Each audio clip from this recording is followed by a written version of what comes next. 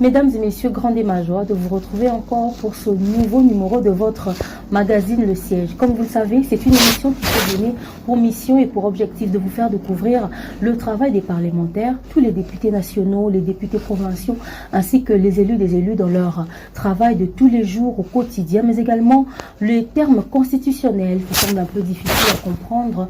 Et c'est une émission qui a pour objectif d'être très pédagogique. Voilà pourquoi nous recevons aussi au sein de cette émission les analystes politiques, mais également les analystes de la société civile.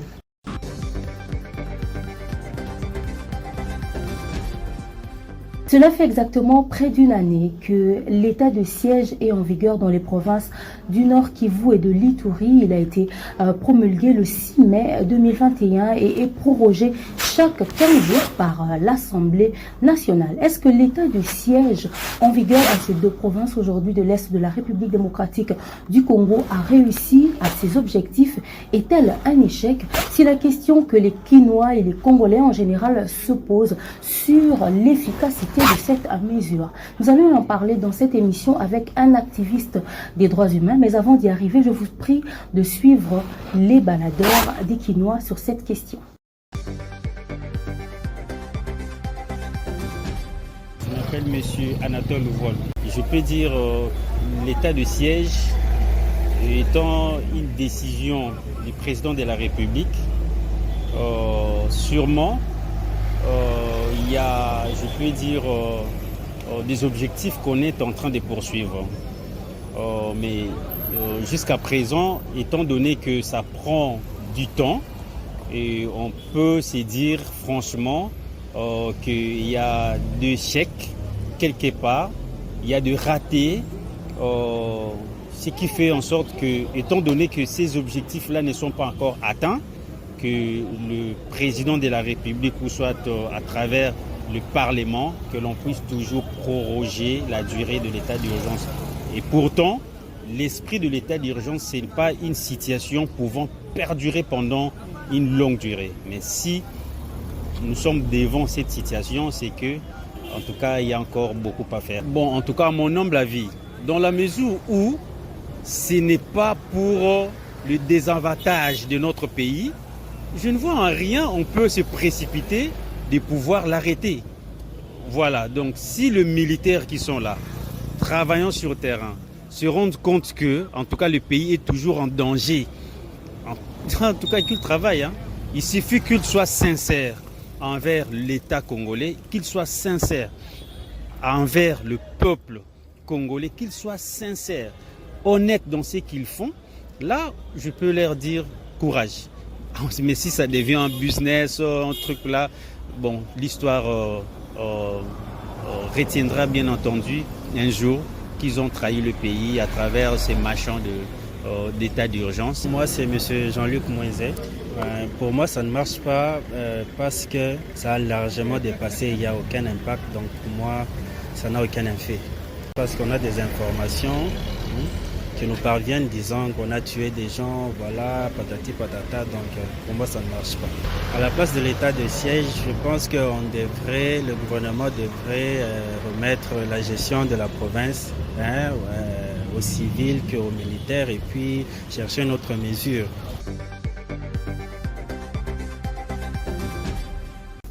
Vous venez de suivre les réactions des Kinois sur cette question de l'état de siège et son efficacité.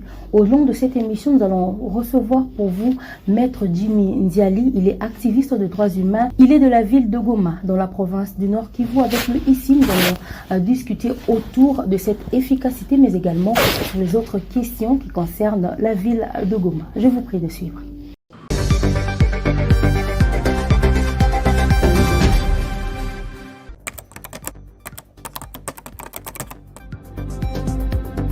Merci beaucoup. Comme vous l'avez dit, moi c'est Maître Jimmy Ndiali Lumangabo. Je suis activiste pro-démocratie. Je viens de Goma, au Nord Kivu. J'œuvre au sein du mouvement civique Génération Positive.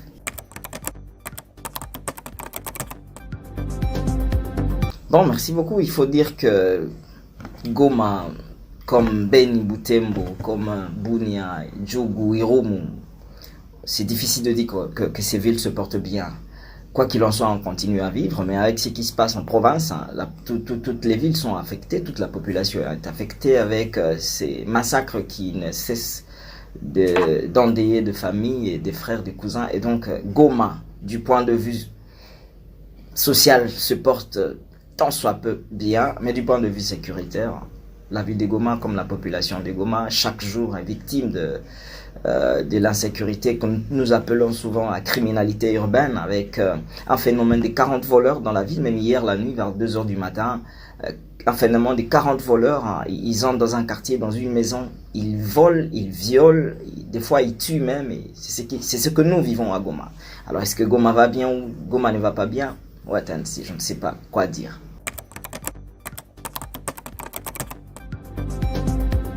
Bon, ce qui a changé, il faut dire que c'est juste le remplacement des autorités civiles par les autorités militaires. Nous avons maintenant un gouverneur ou des gouverneurs militaires, nous avons des maires de ville policiers, nous avons des bourgmestres policiers, nous avons des administrateurs du territoire policiers. Mais est-ce que la vie, le quotidien de la population dans différents secteurs a changé?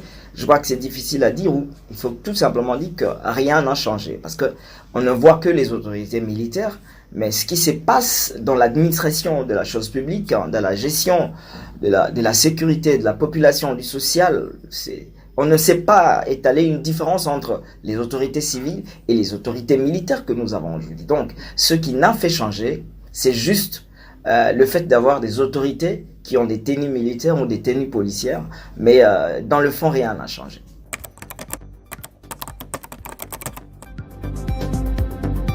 Il faut tout simplement être honnête et dire que l'état des sièges au Nord Kivu, comme en Ituri d'ailleurs, n'a pas atteint ses objectifs. La population attendait de cet état des sièges l'éradication du phénomène EDF Nalou, la fin des massacres des populations civiles à Beni et en Ituri, la fin, ou soit la neutralisation des groupes armés que nous avons en Nord Kivu, qui sont au-delà de 100 groupes armés, en Ituri n'en parlons même pas, mais depuis que l'état des sièges est là, les groupes armés existent et continuent même à piluler. Depuis que l'état des sièges est là, la criminalité urbaine bat son record. On parle même de taux de criminalité qui a augmenté depuis que l'état des sièges est là. Les massacres de populations civiles à Beni comme en Ituri continuent, et on vous parle même d'un chiffre beaucoup plus élevé que avant l'état de siège. Et donc, est-ce que l'état de siège a réussi?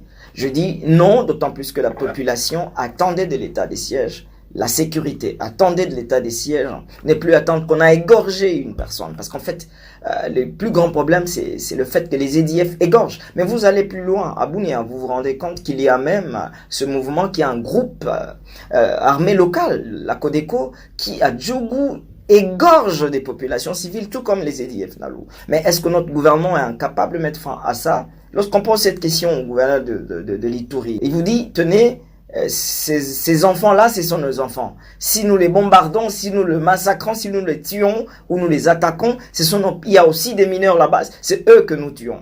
Et à nous de nous demander, mais ces mêmes mineurs-là, ces mêmes enfants du Congo que vous dites que ce sont nos enfants, mais eux, ils résistent pas lorsqu'ils doivent égorger les leurs. Lorsqu'ils doivent brûler des villages entiers, lorsqu'ils doivent ils doivent incendier des véhicules des particuliers. Et donc je crois que ce sont des gens considérés comme des criminels, comme des terroristes, et il faut les traiter comme tels. Et donc, madame, il faut tout simplement dire que l'état des sièges n'a pas réussi, et c'est un échec patent, quand bien même le gouverneur de notre province, lui, le Nord Kivu, il vous dit que tenez, voilà, depuis que je suis là, j'ai maximisé les recettes. Et donc, dans sa tête, il n'y a plus la sécurité, il y a comment chercher de l'argent, maximiser des recettes. C'est une bonne chose du point de vue civique. Mais nous, on n'attend pas que ça. On attend beaucoup plus, en 90%, que la paix, que la sécurité revienne. La preuve, il est très rare sur une année que le gouverneur est à Goma ou au Nord Kivu. Il ne peut pas totaliser 90 jours qu'il a déjà passé à Beni, où il y a des opérations, où il y a des problèmes. Il n'y est jamais arrivé. Pourquoi? Parce que tout simplement, l'état des sièges était une vaste blague. On vous donne une ordonnance qui institue l'état des sièges et on n'accompagne pas cette ordonnance de tout ce qu'il faut du point de vue logistique, du point de vue matériel, du point de vue financier, du point de vue humain, du point de vue amélioration des conditions de vie de la population, des policiers, des militaires, des services de renseignement. Il n'y a pas de réforme des services de renseignement, il n'y a pas de réforme de l'armée, il n'y a pas de réforme de la police qui s'ensuit. Et donc, quel résultat on s'attendait? Alors que l'état des sièges dans son esprit, selon la loi, devrait durer tout au plus 45 jours. Parce qu'à 45 jours, lorsque tous les moyens sont concentrés, comme je viens de le dire tantôt, et il est tout à fait normal qu'on puisse trouver une solution. Mais ça n'a pas été fait.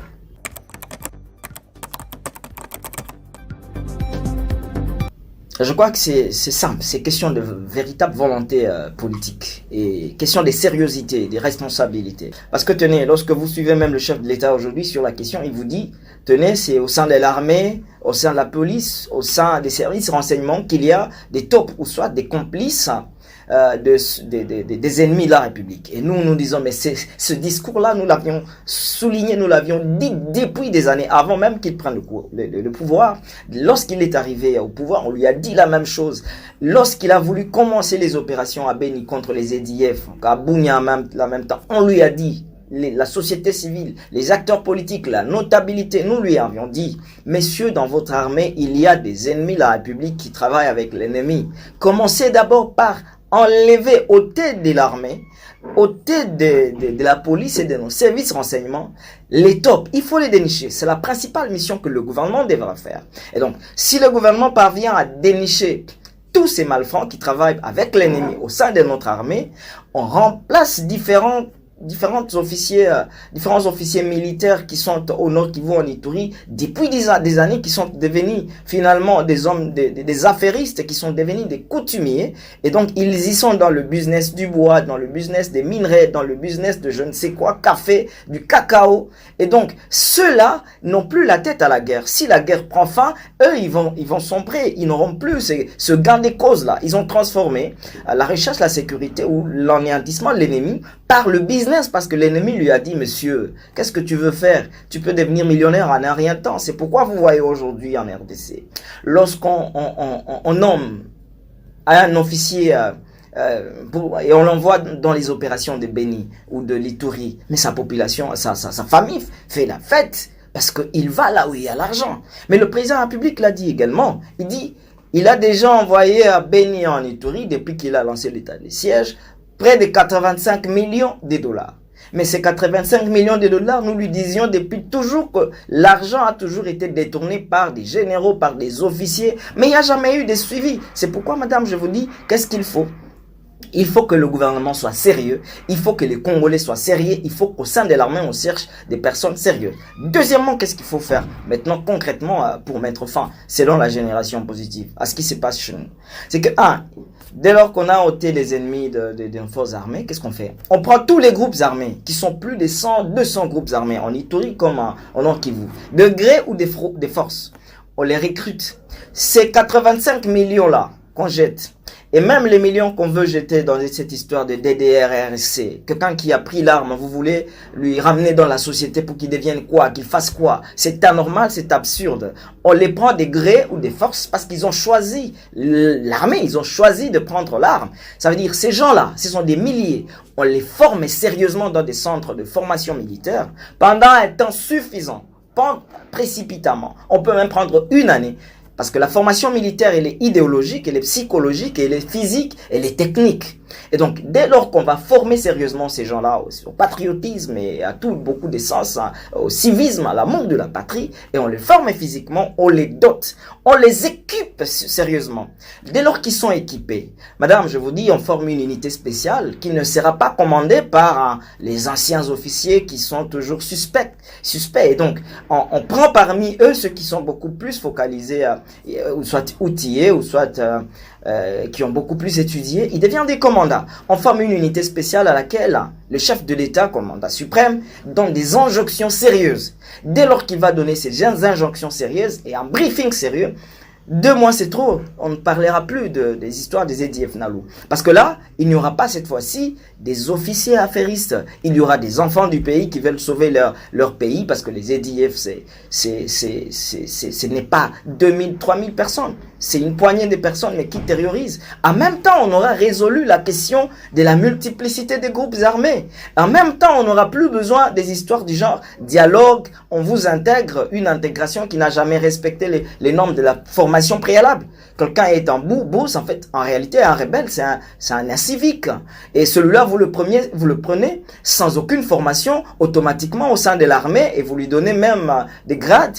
Qu'est-ce que vous attendez de lui? Il faut le prendre, mais on le forme. Il devient un militaire digne du pays, et à ce prix-là, on peut mettre fin à ce qui se passe chez nous, dès lors que, lorsqu'on fait ça du côté armé, la même chose va se faire du côté des services de renseignement. Vous savez, madame, on ne peut pas gagner une guerre sans renseignement. Il n'y a que les renseignements qui gagnent une guerre. Lorsque les EDF nous égorgent, nous massacrent, c'est tout simplement parce qu'au sein de leur service à renseignement, ils ont des gens qui les informent sur partout où ils vont agir. Un EDF ne peut pas venir massacrer la population des Issalé sans qu'à Nissal là-bas, il n'y ait 1 ou 2 personnes qui leur disent les positions des FARDC sont ainsi, la police n'y est pas, la population est dans telle position ou dans les champs de tel endroit, il y a des personnes, allez-y, il n'y a pas de sécurité. C'est tout simplement ce qui nous manque. Il faut qu'on réforme nos services de renseignement, que l'ANER cesse de devenir cette histoire que nous avons toujours vécue, qui s'occupe même de ce qui ne les concerne pas et que ça devienne un truc sérieux qui va recueillir des renseignements, des informations, et c'est sur base de ces informations, de ces renseignements, que l'armée va maintenant organiser ou mettre sur pied des opérations. Ainsi, on tape juste et on anéantit l'ennemi. C'est tout simplement simple et c'est question de volonté. Et enfin, ce qu'il faut faire, c'est qu'il faut qu'au Nord Kivu, qu'il y ait des autorités civiles, bien sûr, les gouverneurs, des maires de villes, consorts, même s'ils n'ont rien à voir avec cette histoire-là, mais au moins un gouverneur compétent, un gouverneur, qui a un sens du leadership assez élevé. Parce que le sens du leadership peut jouer sur le moral de la population, sur la psychologie de la population, qui est censée accompagner son armée, le gouvernement accompagner sa police, et même ses services, parce que les renseignements travaillent avec la population pour mettre fin à ce qui se passe. Si on n'a pas un gouverneur à la hauteur des défis de notre province, alors dans ces cas-là, le gouvernement fera ce qu'il peut faire. Mais si on a besoin de l'accompagnement de la population, on risque de ne pas l'avoir. Et même, je vous assure, madame, que si on a un gouverneur qui a un leadership vraiment imposant, il peut même mettre fin à certains groupes armés par le dialogue, par des techniques de conversation, parce qu'il y a beaucoup de groupes armés qui sont créés sans aucune raison fondamentale d'être. Donc, voilà les quelques recommandations que nous avons toujours données et que nous estimons très nécessaires pour mettre fin à ce qui se passe chez nous.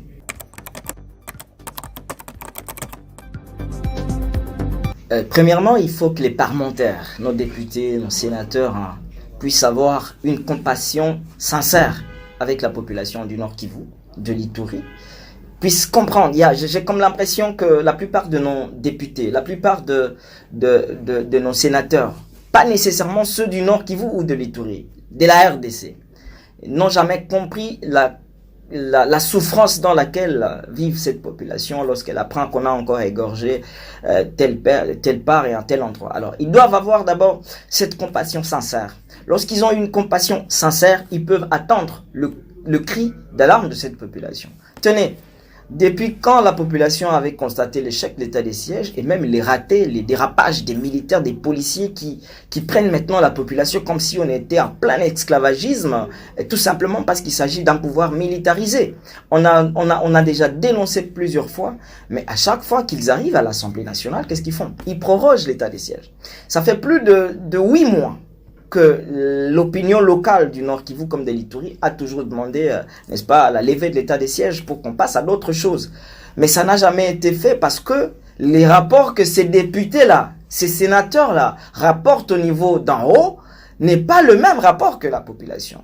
Et lorsqu'ils arrivent à l'Assemblée nationale, ils préfèrent peut-être bouffer leur prime des prorogations de l'état de siège que de mettre fin à cette histoire pour permettre au chef de l'État de comprendre qu'il faut réfléchir autrement. Parce qu'il n'est pas dit que nécessairement l'état de siège doit réussir. C'était une mesure, on a essayé. Si ça n'a pas tenu, jusqu'à ce qu'on réussira, on doit continuer à réfléchir et mettre sur pied des mécanismes qui vont nous ramener la paix. Dès lors qu'une mesure a échoué, on dit aux députés que monsieur, la mesure a échoué, ne prorogez plus. Mais le monsieur ne veut pas te comprendre. Ça veut dire quoi? Ça veut dire qu'il n'a pas une compassion sincère, il préfère bouffer ou soit favoriser cette attente union sacrée, parce que le chef de l'union sacrée a dit il faut encore proroger, on proroge, on s'en fout de la population. Et il faut donc, madame, que les députés commencent à suivre la volonté du peuple, à voir l'objectivité de chaque chose, et à ce prix-là, je crois qu'ils auront aidé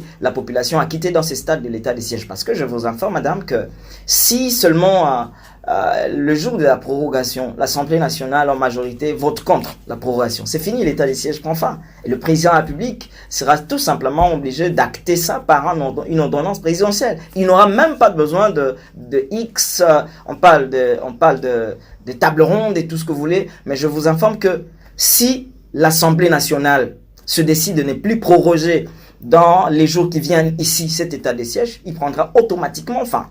Vous allez voir, ils vont encore proroger parce que il s'agit de l'union sacrée des intérêts politiques. Mais où est l'intérêt de la population? Voilà ce que nous demandons aux députés et sénateurs.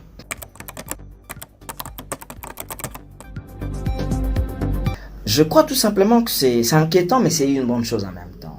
Parce que vous savez, madame, lorsque l'armée ougandaise était venue, les 2 premiers jours, on a vécu des bombardements des positions des EDF Nalou. Parce qu'à l'époque, les positions des EDF Nalou étaient censées ne pas être maîtrisées par notre armée. Mais eux, ils sont venus avec des drones sophistiqués. Le même jour, ils ont neutralisé les EDF Nalou. D'ailleurs, ils se sont divergués dans la brousse jusqu'au point qu'on a attrapé un monsieur, un métis comme ça, qui était célèbre dans des vidéos sur lesquelles il égorgeait les gens. Et donc, on l'avait attrapé parce qu'il ne savait pas par où passer, il ne connaît pas la forêt. Mais chose drôle, bien sûr, il n'y a pas 4 jours, on nous a signalé la présence de cette même personne en Ouganda, à la frontière de la RDC Ouganda, à partir du Nord Kivu. C'est inquiétant. Mais alors, est-ce que si l'armée ougandaise se retire, c'est une bonne chose? Je dis oui, d'autant plus que sa présence commence à inquiéter. L'élan avec lequel cette armée avait commencé le travail aux côtés des FARDC n'est plus le même aujourd'hui. Et si vous faites une petite analyse des faits, c'est qu'aujourd'hui, le jour qu'on avait décidé de la mutualisation, les forces ougandaises sont arrivées, ils ont procédé à des bombardements. Il n'y a plus eu d'opération de mutualisation, on n'entend plus parler des bombardements, on n'entend plus parler de la vengeance de l'armée ougandaise, et c'est devenu aussi la routine comme ce que nous avons connu avec l'état de siège. Et que donc, comme il y a beaucoup de questions et des dessous des cartes visiblement que nous ne maîtrisons pas, je suis d'avis que l'armée ougandaise doit retourner chez elle, parce que dans ses visées, elle commence à dire qu'elle doit aller même jusqu'à Kisangani, là où on ne déplore pas les EDF Nalou. Parce que le Nord Kivu, c'est quoi?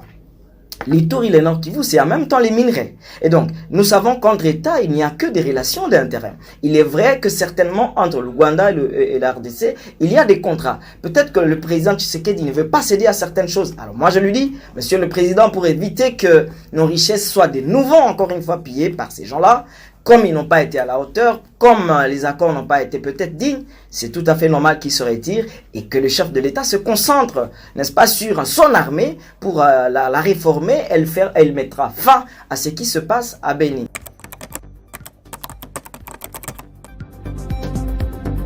Naturellement, la ville de Goma est une ville touristique. Nous avons le lac, nous avons le volcan, nous avons à côté, n'est-ce pas, le lac vert qui est une spécialité. Nous avons à côté le parc de Virunga. Et donc, naturellement, la ville de Goma est une ville touristique. Et donc, ce qui fait en même temps, deuxièmement, la population de l'Est, la population des Goma, la population de Butembo, Beni jusqu'à Ituri, elle est pour la plupart entrepreneuse. Donc, malgré tout ce qui se passe, malgré l'insécurité, cette population continue, du moins dans des zones où elle essaie de respirer un tout petit peu, à travailler. Elle travaille durement et c'est ce qui explique l'essor économique de la province. Mais il faut retenir que depuis quand même toutes ces guerres, ce n'est plus progressif comme avant. On connaît quand même des sérieux problèmes économiques, mais malgré ça, les privés fournissent beaucoup d'efforts pour essayer, tant soit peu, de donner une belle image à la ville de Goma et essayer de faire en sorte que l'économie de Goma puisse favoriser le social de la population. Mais tenez, aujourd'hui, il ne passe pas une semaine sans qu'un ou deux, trois conteneurs de marchandises soient incendiés par les EDF Nalou. Ça doit automatiquement affecter. Il y a même beaucoup d'opérateurs économiques qui ne s'hasardent plus à mettre leurs véhicules de port de marchandises sur la route pour de simples raisons qu'ils ont peur, n'est-ce pas, que les égorgeurs ou les EDF Nalou puissent s'incendier. Donc, c'est vrai que nous sommes un peuple travailleur, mais à côté de ça, il y a tous ces problèmes sécuritaires qui freinent un essor en vitesse du progrès économique. Mais quand cela ne tienne, nous pensons que lorsque la paix reviendra, la République démocratique du Congo devra être fière de la ville de Goma, de Butembo, de Beni, de l'Ituri, de Bunia, parce que de toutes les façons, ce sont des villes qui font aujourd'hui la fierté de notre pays, surtout que l'intervention du gouvernement central dans presque tous les domaines est quasi inexistante. Je demande surtout au chef de l'État ou à ceux qui le voient ou ceux qui lui parlent de ne pas se limiter à dénoncer des militaires infiltrés au sein de son armée. Nous disons que ça ne doit pas se limiter à des déclarations parce qu'il s'agit des autorités. Que le chef de l'État puisse sanctionner toutes ces personnalités qu'il a citées au sein de l'armée, les mettre de côté et chercher des collaborateurs sérieux qui vont l'amener à exécuter par exemple toutes les recommandations que nous venons de lui dire, surtout en ce qui concerne la réforme de l'armée et l'amélioration de conditions de vie des militaires, des policiers, tout ce que vous voulez. Mais en même temps, qu'ils mettent fin rapidement, à l'état de siège, parce que politiquement aussi, il faut lui dire que s'il ne met pas fin à l'état de siège, il risque d'avoir du mal à reconvaincre la population du Nord Kivu de l'écouter, ne fût-ce que de l'écouter. Et les élections approchent et la population n'a plus besoin de l'état de siège. Il doit mettre fin à cette histoire et travailler pour éradiquer l'insécurité s'il a besoin des voix de la population de l'Est aux élections qui approchent.